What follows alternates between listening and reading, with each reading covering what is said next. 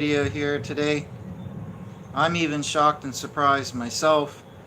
I've learned a lot even just in the last 10 minutes, piecing together the final uh, or verses, if you call it, and I've solved the puzzle. It's not as great as I thought it would be. It's actually, but you'll see what I mean. But basically, at the end of the day, I've unfortunately proven that there won't be a rapture that will save us from these big and scary end days events. We're actually going to have to wait mostly towards the end of them. But thankfully, like I showed in the video from the other day, the seven trumpets, the seven seals, and the seven vials, as I proved in that other video, they all take place within an hour. And there's actually a lot of other verses in the New Testament that actually say everything will take place in an hour. But, however, unfortunately, like I was really hoping that there was going to be at least, like a lesser rapture at the start of things based on a verse from Revelation 18, come out of her, my people. But unfortunately, I've got to open all the rapture verses in the New Testament. I've got one, two, three, I don't know, like about 10 verses here. And I thought through them methodically, like unbiased approach, because I just want the truth. I don't want what I want to, I don't want it to be what I want it to be. I want it to be what it is. And looking through it logically, I can see that nope, based on these verses here, we are, even if we're going to be chosen, redeemed, off the earth, we're going to have to wait towards the end of those trumpets, seals, and vials. Unfortunately, but that is the case. So a lot of people won't want to believe me because a lot of Christians and churches and just Christian groups teach that everybody's going to be raptured out of here before any spooky events happen. But unfortunately, that's not what the New Testament says. And based on everything in these texts that I'm going to read here, there isn't any grounds for a rapture ahead of time, unfortunately. So anyways, we'll cover everything now. So we're going to start off first with 1 Corinthians 15:52, written by Paul. He says, he's talking about the end. I should open up the chapter. So 15:52. Let's scroll down and start from maybe around like verse 50 or something. Verse 51. Lo, I tell you a secret. We indeed shall not all sleep, and we shall all be changed. This is talking about the translation. Most Christians know about this, right? In a moment, in the twinkling of an eye, in the last trumpet. Right? That's the key thing. He says, in the last trumpet. So that's number 7 of 7, right?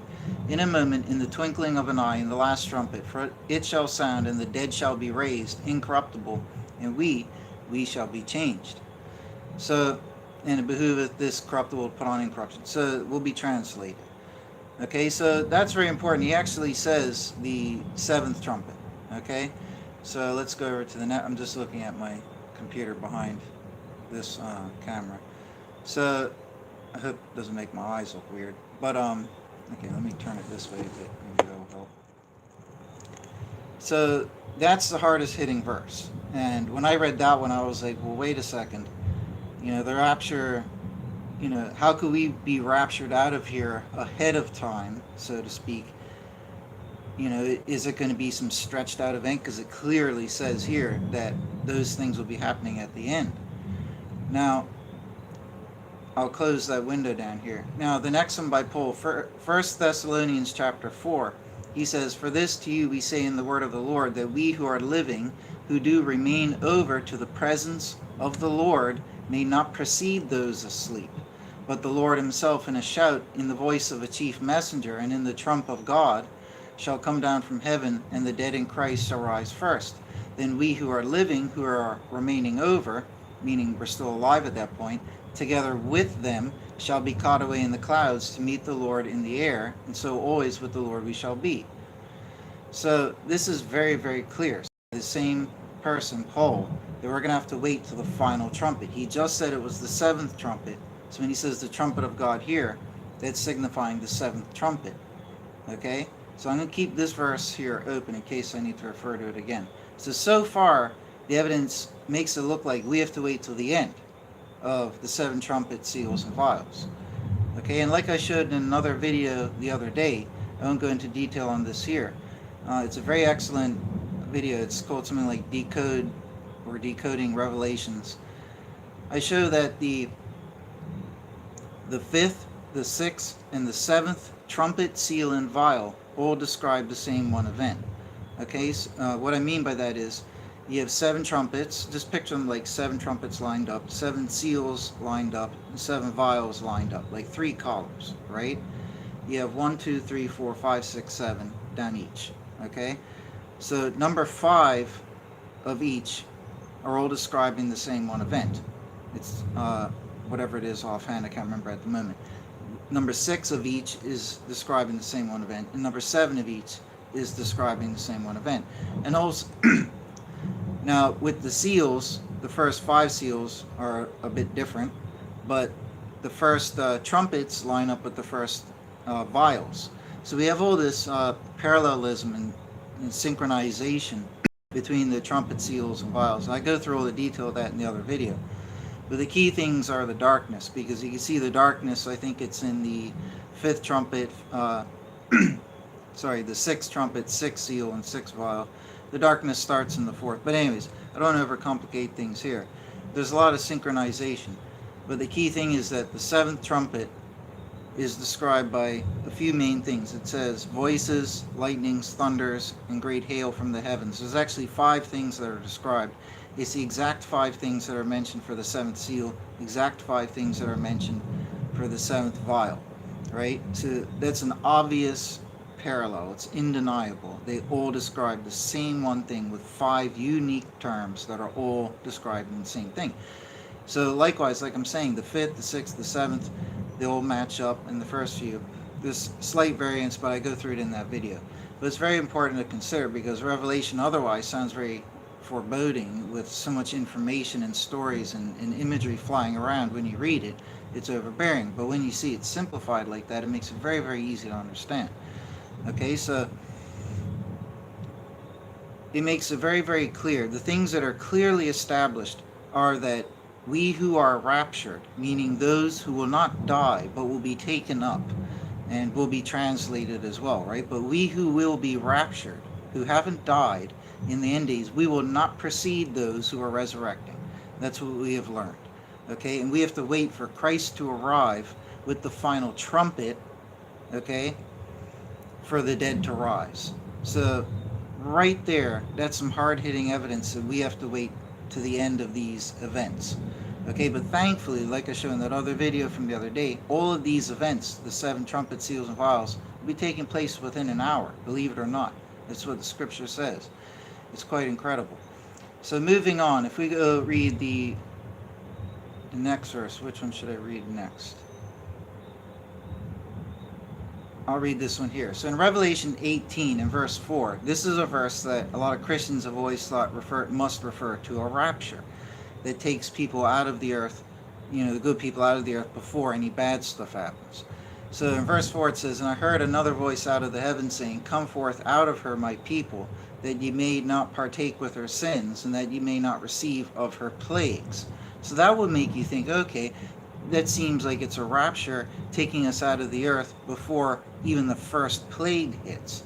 However, even though that would seem very nice, and it does kind of suggest that, sorry, mouth whistle there, even though it would seem we want that so badly, and the verse does kind of seem to say that, we really read into it to get what we want from it.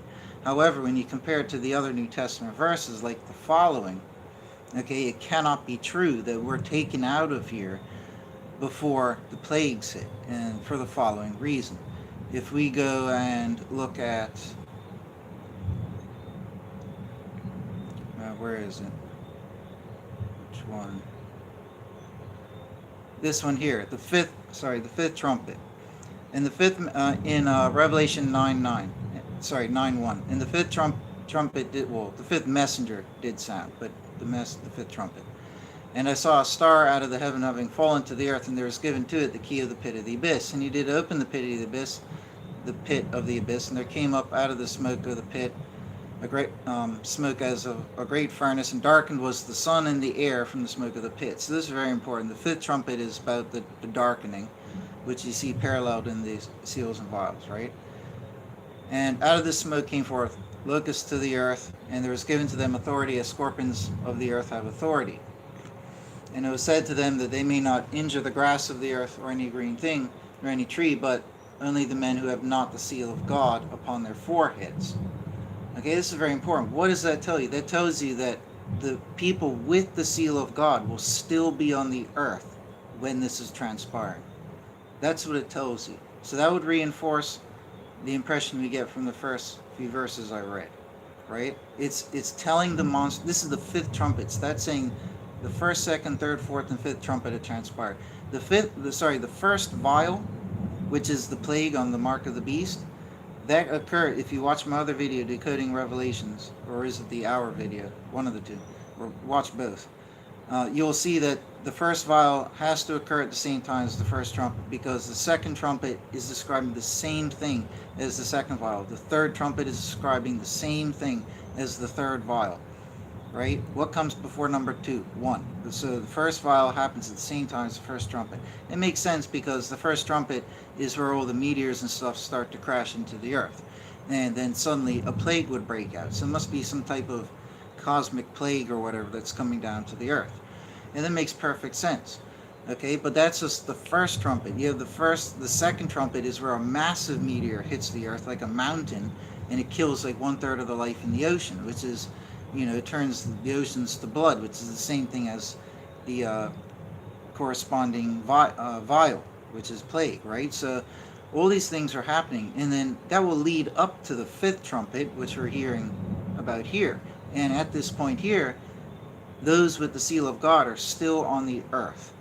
Okay, so that's important, and you can't deny that. Now, if we go over to which one here? Which one should I read next? If we read Revelation 11, for example, the two witnesses have died, and then they resurrect.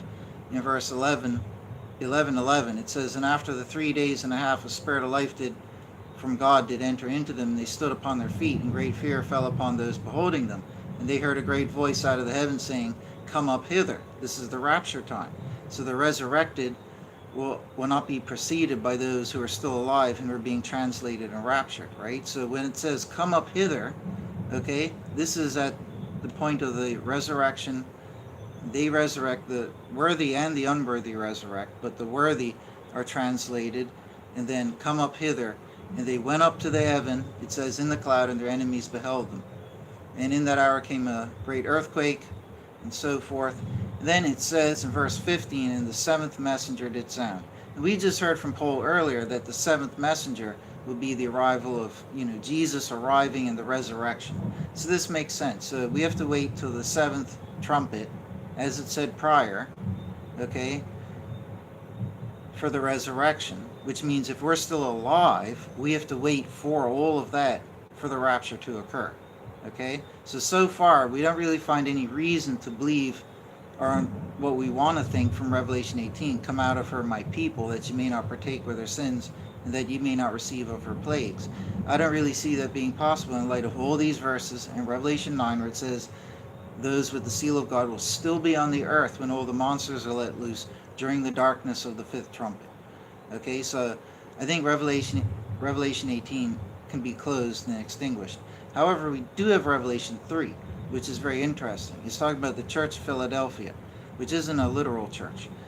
It's talking, Jesus gives an edict to the 7 churches, which I believe may have represented ancient churches back in the day. When you read the things that he says to them, I don't really think they are. I think it's talking prophetically about the end days, representation of Christianity divided up into 7 like core denominations, or something to that extent. I think that's what it is. Philadelphia, out of all the 70, he basically rebukes most of them, or says chastisements to them, right? They don't have it right. A lot of them he wants to spew out of his mouth, essentially. But it's only Philadelphia that gets it right, and some of those in Sardis. So we don't know. We could only fuss or fight over what Philadelphia represents. But at the end of the day, it shows us that one out of the seven will have it right. So he actually says to them here, because thou did keep the word of my endurance, I will also keep thee from the hour of the trial. This is a reference to the hour where all the seven trumpet seals and vials take place. This is what it means to me when I read it. I will keep thee from the hour of the trial that is about to come upon all the world, to try those dwelling upon the earth. So that's very interesting. So maybe a chosen elect will be taken out. Maybe Revelation 18, where it says, come out of her, my people. But I don't know. Paul doesn't explain it elsewhere. So right now I'm just thinking, if Revelation 18 and Revelation 3 verse 10 here are the only ones that seem to allude to some type of rapture, it just doesn't hold well logically with everything else that's said. And how the sealed ones are the chosen ones. They're still going to be here during the time of the darkness and the monsters of the fifth trumpet. Okay, so there's no way. The fifth trumpet is just one away. Like after the sixth trumpet blows, the next one to blow is the seventh, when we're told the resurrection would occur in like 3 verses that I've read so far. So I just don't think it's fair to say that because we read this here, that maybe what Jesus means, I will keep thee from the hour of the trial. I mean, he doesn't say I'm going to take you off the earth. He says I'm going to keep you from the hour of the trial. Maybe that means he's going to keep us, he's going to protect us during that hour of trial. You could argue it could be understood as that, but I just don't think in light of everything else. And check this out, in Matthew 24, when the disciples quiz Jesus as to how do we know when you have arrived, when the end days have arrived. And Jesus gives, like almost a whole page of description of like what will transpire over probably 2,000 years. And then in verse 29 he says, and immediately after the tribulation of those days, the sun shall be darkened. This is what we were talking about with the fifth trumpet. In the fourth trumpet, part of the sun and moon are smitten, so the darkness starts then. But the fifth is darkness, and the sixth seal is darkness, and I think it's the fifth vial is darkness. Okay, so right here, Jesus says, after the tribulation of those days, the sun shall be darkened, the moon shall not give her light, and the stars shall fall from the heaven, and the powers of the heaven shall be shaken. And then shall appear the sign of the Son of Man in the heaven, and then shall all the tribes of the earth smite the breast, and they shall see the Son of Man coming upon the clouds of the heavens with power and much glory. This would confirm that we have to wait till after the fifth trumpet. There's no argument there. And he shall send his messengers with a great sound of a trumpet. That will probably be it's got to be after the fifth. What is that going to be, the sixth or the seventh? I don't know. But he shall send his messengers with a great sound of a trumpet, and they shall gather together his chosen from the 4 winds. So that would line up with Revelation 9, where it says that the sealed ones will still be here amidst when all this bad stuff is happening, right? He'll send his messengers out with the great sound of a trumpet, whether it be number 6 or 7. They shall gather together his chosen from the 4 winds, from the ends of the heavens to the ends thereof. So that's straight from Jesus' mouth. So it's safe to say that there's no reason to believe that Revelation 3:10, Revelation 18 is saying that there's going to be a rapture ahead of time. I mean, maybe God will take away the disabled or the elderly, those who really need it, those with mental disabilities. Things like that would be very wholesome and nice to have happen. But I just think, generally speaking, we will all, even those who are chosen, who are going to be redeemed and pass at the judgment and will be raptured, we're going to have to wait to essentially the end. But just to the end of that hour of trial, right? So, in Revelation 6, maybe I don't even really have to read these here. Not really. Yeah, that would just... There's no need for me to read that, and it would just lengthen the video and overcomplicate things.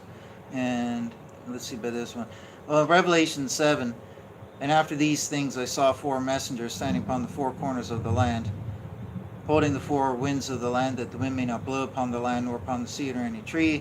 Anyways, the 4 messengers, right? Sorry, the 4 horsemen. And I saw another messenger coming up out of the rising of the sun, having a seal of the living God, and he did cry with a great voice to the 4 messengers, to whom it was given to injure the land and the sea, saying, do not injure the land, nor the sea, nor the trees, till we may seal the servants of our God upon their foreheads. So, again, this backs it up as well. The sealing will be going on. what I didn't go out and read was Revelation 6, where it talks about the opening of the first four seals. Those are the four horsemen. The fifth seal is just silence. Then the sixth seal is darkness. I have no more coffee left. So what made me battle in my mind, what I was trying to figure out in my mind was the first four seals, which are the arrival. Jesus is the first one, the white horseman, comes on a white horse, like it says elsewhere in Revelations, to conquer. This is Jesus, and he comes along with the other horsemen, right? You have the red one, which starts war. You have the black one, which is in charge of like judgment or sealing. Then you have like death and Hades, who are going around killing and doing whatever it is that they do. But it's the black horseman who's special because he's in charge of like this judgment, and he must be in charge in some way of the sealing. So Jesus always said he'll arrive with his messengers, send his messengers out to the four corners. So I think the black horseman goes out and is actually involved in the sealing of everybody. That's what I've always thought. And that would make sense because everything that Jesus said here. We're going to have to wait for the darkness. We're going to have to wait at least for the fifth trumpet with the darkness. You know, from the very first trumpet all the way up to the fifth, there have been things falling down, you know, fire, meteors, this and that, crashing down into the earth, crashing into the oceans, causing all sorts of chaos. It split open the earth. These fallen angels have come out and everything else, monsters and whatever, what have you. All this havoc will be going on, but that's just the fifth trumpet and going into the sixth. We're then going to have to wait for the seventh one to blare, which will then signal Jesus arriving. When Jesus arrives, the dead in Christ the resurrection will occur. And we who are still alive at that point, sealed but yet protected, maybe that's what it means by spared from the hour of the trial, or however it worded it, maybe he'll divinely protect us. Because it says in Revelation 9, those monsters won't be able to harm those with the seal of God. So there must be some form of divine protection going on here. And this makes a lot more sense if everything is happening within an hour span. You know, for the angels to go around and save hundreds of millions or billions of people, you know, it makes more sense that, you know, if all these big bad events are happening, they're not going to take their time. It's not going to take them 24 hours. They're probably going to get everything done very quickly, right? But all these events are happening over a very short time span. So, you know, when all these things do transpire, the very first thing we're going to see is the first trumpet. And when that happens, we're going to see meteors and whatever hitting the earth. Okay, at the same time, the plague is going to strike out. So that's why I think the plague probably comes from the meteors. The plague is going to essentially make you like a zombie. That's basically how it describes it, like a super Ebola, which makes people zombie-like. And it may actually be the cause of the people not being able to die, right? I just thought of that tonight, clicked in my head, and I thought, oh, maybe that's how the virus, how the plague affects the people. It somehow repairs their DNA so they can't die. I used to think it would come from the Nephilim. The Nephilim would like bite them or, you know, infect them with their Nephilim DNA, and that would mutate their DNA and cause them not to die. I mean, that's at least trying to make a semi-realistic understanding of, you know, something that otherwise sounds quite fanciful and like a fairy tale, that people won't be able to die for 5 months. But I think looking at it realistically, right, and basically how it says, we're going, if it is going to happen, when it does happen, we're going to see meteors and stuff hitting the earth, essentially a cosmic, foreign, extraterrestrial, as you would call it, plague hit the earth. It's going to be like some super Ebola, okay, and maybe it will cause people to, you know, not die, but it will just like prolong their life or something, I don't know. But in either case, there's at least going to be a plague that's come from these meteors. Then a giant meteor will strike. That's the second or the third trumpet, right? You know, a lot of chaos and havoc around the world. So it's basically going to be an onslaught of meteors, even wormwood, right? I can't remember which one that is, right? But all these things, it's just cosmic debris and such hitting the earth whilst this plague is running around, until you get to the point, essentially, with the fifth and the sixth and all that, of the trumpet, seals, and vials, where you have the darkness. And then once the darkness happens, that's when the earth has been split open, the Nephilim and all them are released, you know, sixth trumpet, and then bam, At this point here, if you were to observe the earth, you would see tons of things striking the earth. And this would all be taking place within an hour, which is quite a short span of time. And Jesus said, when the stars are falling to the earth, okay, when the sun has been darkened, fifth trumpet, and the stars are falling to the earth, then you will see this transpire. Okay, so that right there, that's how it's going to transpire. We're going to see all those things hitting the earth.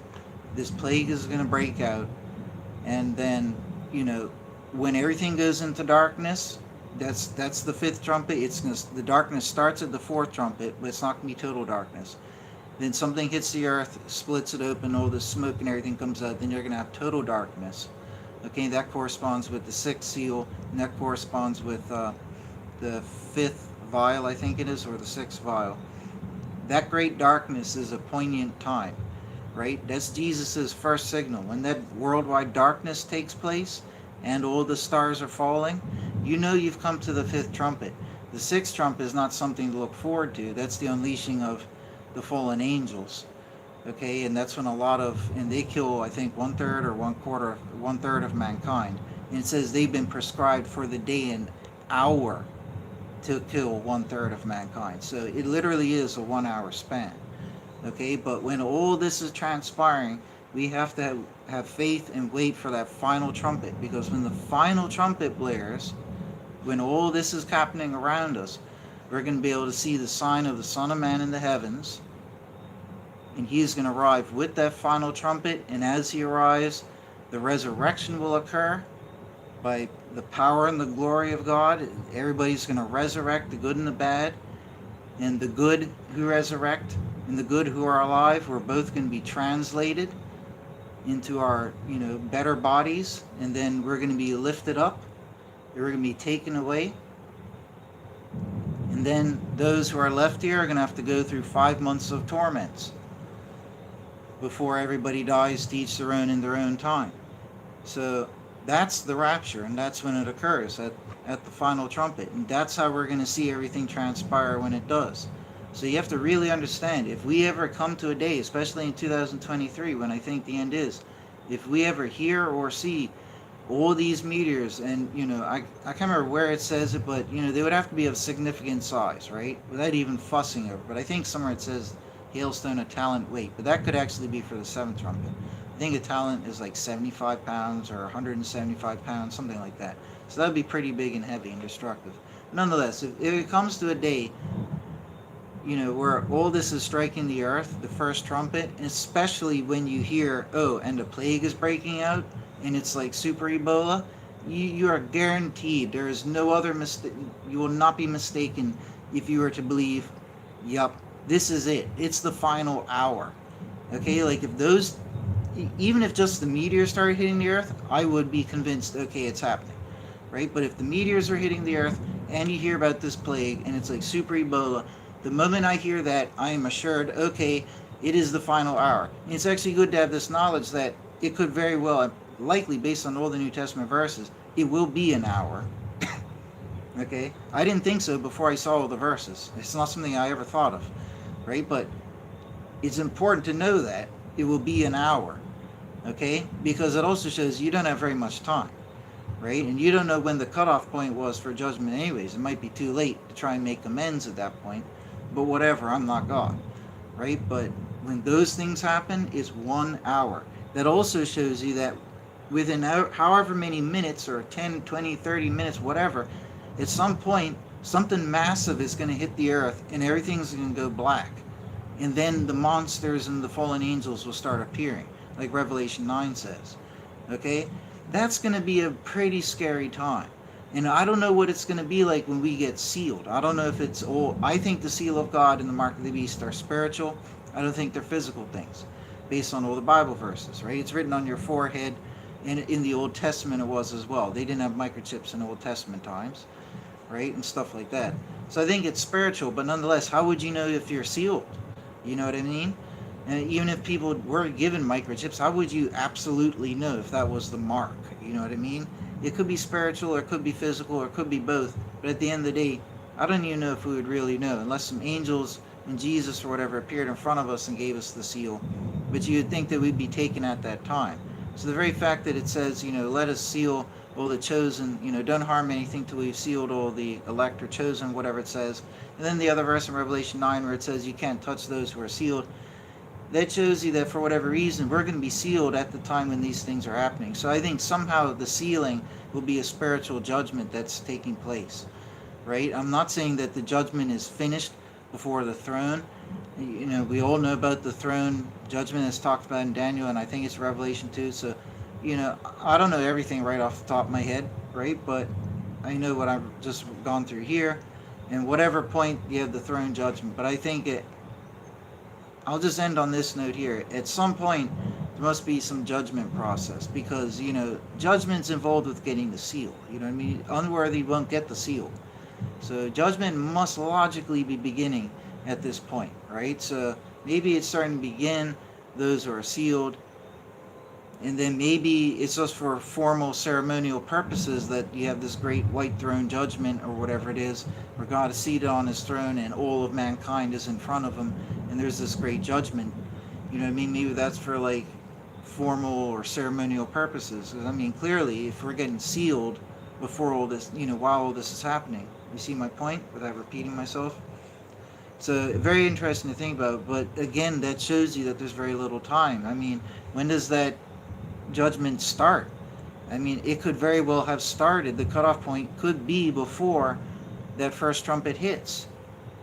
It's quite scary to think about. So all that stuff could come very rapidly. Like those things move, like I said before, meteors and all them, they travel like 20 miles per second up to 60 miles per second. I mean, that's astronomically fast. And I already showed before, I cranked the math one day, they could travel the complete diameter of our solar system in about 6 weeks. That's ridiculously fast, considering that sunlight, we're the third planet from the sun, we're very close to the sun, compared to how vastly far out the end of the solar system is. We're the third planet from the sun, but sunlight takes 8 minutes to reach our face, right? But these objects are going so fast, they could go from one end of the solar system to the other end of the solar system in 6 weeks. So if these things were to suddenly come out of nowhere, flying as fast as they are, and start bombarding the Earth, it wouldn't take many of them to be very destructive, right? But that could happen within seconds or minutes. You know what I mean? We wouldn't really even have time to prepare. I don't know. Maybe some astronomers would catch it in time, but it could come very, very quickly. And for all we know, the judgment deadline has started rolling, and the sealing has begun. I think at that point, it's probably fair to say. This is very, very intimidating stuff to consider. But anyways, I think that the end is coming in 2023. So the strongest indicator would be if we ever hear that all these meteors and stuff are going to hit the Earth. So if you ask me, if there's a large body of meteors and such that are on course to hit the Earth, because I mean they don't fly through space zigzagging, they're on a set path, right? So there's so many bodies out there in space that astronomers and NASA can't map them all anyways, even if they could, right? A lot of them appear out of nowhere. So if these things were coming, there's probably a lot of small things and debris around them, right? They would bring and tug debris with them. So if they're crashing down into the Earth, it's fair to say that we're going to see an uptick in like small little meteorites and bolides or whatever they're called. All these things will be striking the Earth, little small harmless ones. That'll be like the precursor. That's just like if you throw a softball or whatever, and it's like a dust storm, and you throw a softball in a dust storm, it's like pushing forward that wind with the dust particles in it. You know what I mean? In the same effect. So you have all the big things are coming towards the Earth. We're probably going to get this precursor.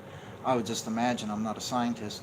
And the little things will start hitting first. And I think if we start seeing that, that'll be the initial warning that something big is coming. If you ask me, I think it's fair to say. I think it is fair to say if we did start to see across the world lots of things, little ones, zipping down, hitting the Earth, even if they're relatively harmless or went boom over here but didn't really hurt anybody, if we saw a lot of them happen, that would be concerning. You know what I mean? That would be concerning. I'm pretty sure everybody would be thinking and twitching in their pants like, yeah, maybe a big one's going to be coming. So that would be the indicator. It'd be very, very interesting. And I've had all those dreams like I've relayed before, my end days dreams where people are All the different countries and stuff are being ushered into these underground cities for safekeeping as a safe haven. And we ride these bullet trains to go all the way down into the earth. And, maybe all these things will take place. I don't know. Maybe those are just crazy dreams. I don't know. It was very interesting to consider. But I think if people do go down there, if the sealed ones go down there, I mean, you could be raptured away from down there, I would imagine. I mean, what's stopping God? Some dirt's not going to stop God, and some metal. You know what I mean?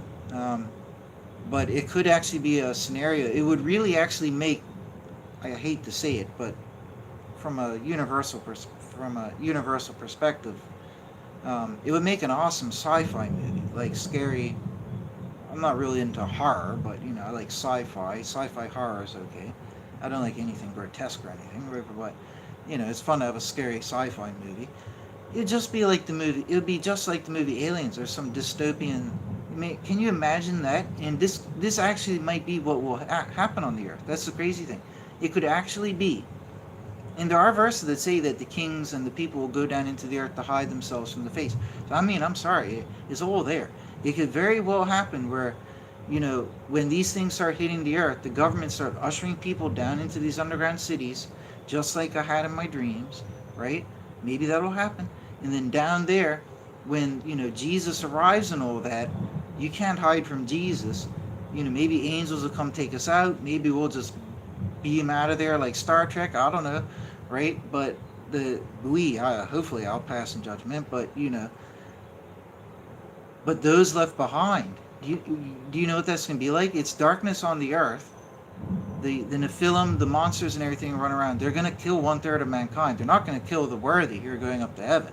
So that 1/3 of mankind who are due to die at their hands, if they're hiding in the underground cities, can you imagine that being in these, somewhat futuristic underground cities with malls, hotels, living spaces, restaurants, stores, a lot of beautiful metal and lights and everything, these futuristic places, and everybody feels safe and cozy down there for that short time span, but they're going to have 5 months.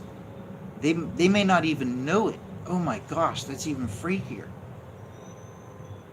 Like, if the rapture takes place, like those verses say, one person will be there, the next person will just disappear. Maybe they'll be down in an underground city and people will just vanish. Excuse me. People will just vanish. And then, these monsters just start breaking in. I mean, good Lord. And for 5 months, they won't be able to die. I'm not smiling because I'm like some sadist. Good Lord. That is freaky. That is freaky, but that could very well happen. But anyways, I've gone on long enough, folks. But anyways, those are the verses. So the rapture will be happening at the end, not at the beginning, unfortunately. So we will have, even the chosen, if you want to call it that, we will have to wait till the seventh trumpet. We will have to witness and endure all those things. So anyways, folks, take care.